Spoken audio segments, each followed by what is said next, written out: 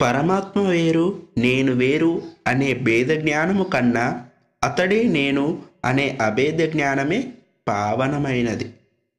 నేను వేరు, పరమాత్మ లేక దైవము వేరు అనే భావనయే భేదభావన. ఈ భేదభావన నేను అన్నది ఏమిటో తెలియని అజ్ఞాన స్థితిలో కనపడు శరీర మనోబుద్ధులే నేను అనే భావనకు లోనగుట వలన అనాత్మనే ఆత్మగా లేక నేనుగా భావించి అనాత్మ లక్షణములు ఆత్మపై ఆరోపించుట వలన ఏర్పడుచున్నది. ఉపాధి దృష్ట్యా తనను తాను చూచుకొనుచు దైవముతో తనను పోల్చుకొనుట వలన నేను వేరు, దైవము వేరు. భగవంతుడు సర్వజ్ఞుడు, నేను అల్పజ్ఞుడను. భగవంతుడు సర్వవ్యాపి, నేను పరిమితుడును. భగవంతుడు సర్వశక్తిమంతుడు, నేను పరిమితమైన శక్తి కలవాడను. భగవంతుడు కోరికలు తీర్చువాడు, నేను కోరుకునేవాడను. భగవంతుడు శాశ్వతుడు, నేను జనన మరణములకు లోనగువాడను. మొదలగు భేద భావనలకు లోనగుచున్నాము. రెండు వస్తువులను ఒకదానితో ఒకటి పోల్చవలనని రెండింటిలో భేదము ఉండవలను, ఏకత్వము ఉండవలను.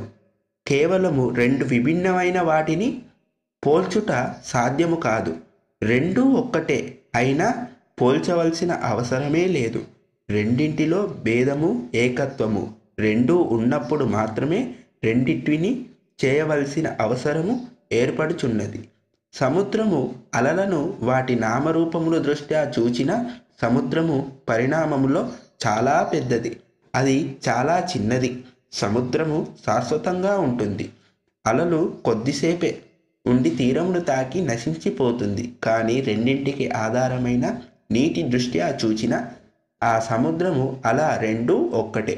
ఈ దృష్టితో చూచిన అల సముద్రము అభేదము కనుక అలా నేను సముద్రమును అనగలుగుతుంది.